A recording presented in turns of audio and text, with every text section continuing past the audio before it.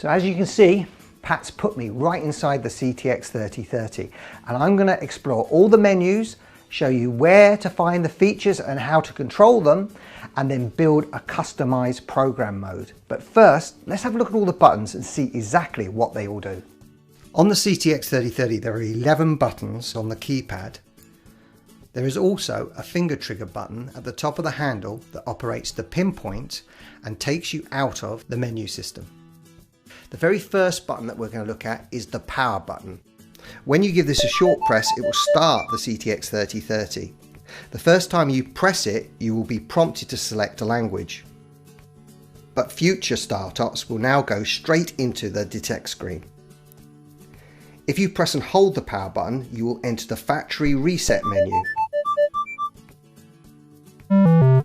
Here you can reset a GeoStore, reset settings, reset all, or change the detector's menu language.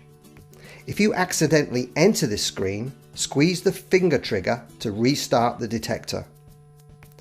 This button is called the Identify button. Pressing it after locating a target will alter the discrimination pattern. This allows you to quickly reject or accept groups of targets. If you press and hold this button, you enter the frame size menu, where you can change the area size controlled by this button. 1x1 is the smallest frame size, 5x5 the largest. This button is the detect button. A short press toggles between the two patterns of a program mode, or returns the CTX 3030 to the detect screen from any other menu. If you press and hold the detect button, you will enter the detect screen menu.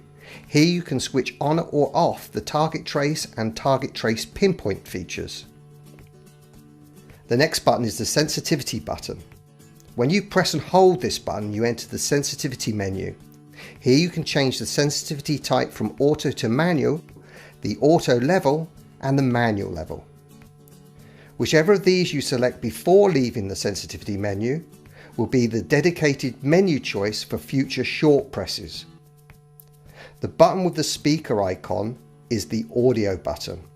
When you press and hold this button, you enter the audio menu. Here you can change the volume gain, threshold level, volume limits and threshold pitch. Whichever of these you select before leaving the audio menu will be the menu choice for future short presses. Now let's have a look at the noise cancel button. The first time this button is given a short press, it will automatically find the quietest noise channel to operate in. If you press and hold this button, you will enter the noise cancel menu. Here's where you can switch between automatic and manual noise cancel. This button is the ground balance button. The first time you press this button, you will enter the ground balance menu.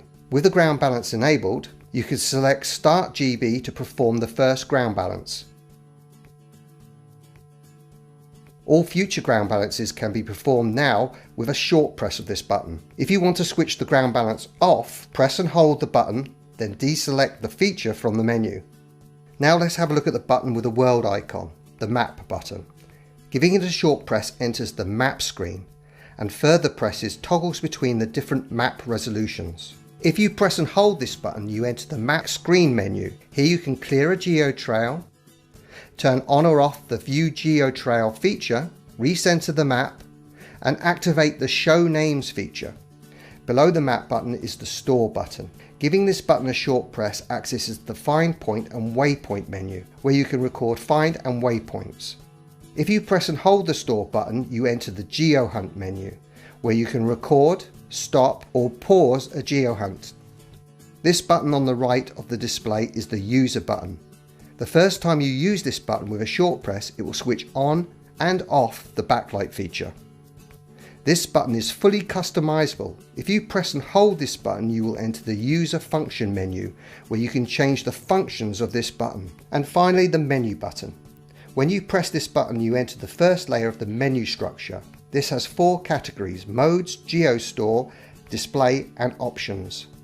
Once you press the menu, the 4 buttons around it become navigation buttons. Noise cancel is the up button, ground balance down, sensitivity left and audio right. The first of the menu categories is called Modes. Here you will find all the saved CTX 3030 program modes. The next menu category is called GeoStore. This is where all the find points, waypoints and geo hunts are stored.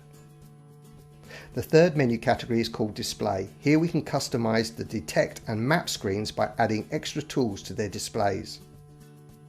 The final category is the Option menu. Here we can control the wireless feature of the CTX 3030, enable its GPS capabilities and options, change the variables relating to your locality, and control the display backlight feature. So that's all the buttons and menus out of the way. Now I want to show you how easy it is to build a custom mode on the CTX 3030. Press Menu and navigate to Modes. Choose one of Minelab's factory preset modes. For this demo, I'm going to select Coins. Press the menu button to enter the Coins mode window, and then scroll down to Save as New. Press the menu button to create a new mode. This will appear at the bottom of the menu list, Mode 6. Press Menu, scroll and select Edit. Press Menu. First I'm going to edit the patterns of this mode. Select Pattern 1 and press Menu. Press Menu again and enter the Edit window. So to start with, I want to clear the existing pattern. I scroll down and select Accept All and press the Menu button. Now I can create a custom discrimination pattern. I press and hold the Accept Reject button to enter the Edit Frame Size window. I'm going to start my pattern by selecting the 5x5 frame size tool, then press Menu to return to the Pattern Edit screen. The blue frame is moved up, down, left or right to select an area. Pressing the Accept Reject button reverses the state of that selected area. Once I reject an area, I move the frame to continue building a discrimination pattern. I then press and hold the Accept Reject button to change the frame size. Then press Menu to return to the Pattern Edit screen. I continue building the pattern. Press and hold the Accept Reject button to change the frame size, then press the Menu button to return to the Pattern Edit screen. Press and hold the Accept Reject button to change the frame size to fine-tune the pattern. Once I'm happy with my constructed pattern, I press Menu and scroll down to Exit. Pressing the Menu button again, I'm prompted to save my pattern. I select Yes and press the Menu button to save my pattern. I would then normally repeat this procedure to build pattern 2, ending up with 2 custom patterns within my new mode, which I can toggle between via the Detect button while metal detecting. Now I'm going to modify the tones I get from my CTX 3030. Select Tone ID Profile and press the Menu button to enter the Tone Edit window. This is currently set at 50 conductive tones, but I'm going to change this to combined tones. Press Menu and select Profile Type. Press the Menu button and then scroll down and select Combined Tones from the bottom of the list. Press the Menu button twice to return to the Tone ID Profile window. Choose Resize from the list and press Menu. Select a panel and press Menu. Use the left-right buttons to resize it. Then press Menu and select the next area to be adjusted. Press Menu. Choose Resize from the list and press Menu. Resize this time using the up-down buttons. Press the Menu button twice to return to the Tone ID Profile window. Scroll down to Change Pitch and press the Menu button. Here we can change the tone pitches for each area. This is done using the left and right buttons to select areas within the numeric tone and the up-down buttons to change their values. The higher the eventual number, the higher the tone. We then repeat this for each area. Now I'm happy with the tones of each area. I press the Menu button and scroll down to Exit. Press Menu and then select Yes to save the new Tone ID profile. Press Menu to return to the Mode window. Now I just need to change a few more settings. Using the left-right buttons, I change Response to Normal. Select Recovery Fast and press the Menu to tick the box. Recovery Deep I'm leaving off. Seawater also off. Use the left and right buttons to scroll through the different target separations. I'm going to choose Ground Coin. And finally I'm changing the pinpoint to sizing.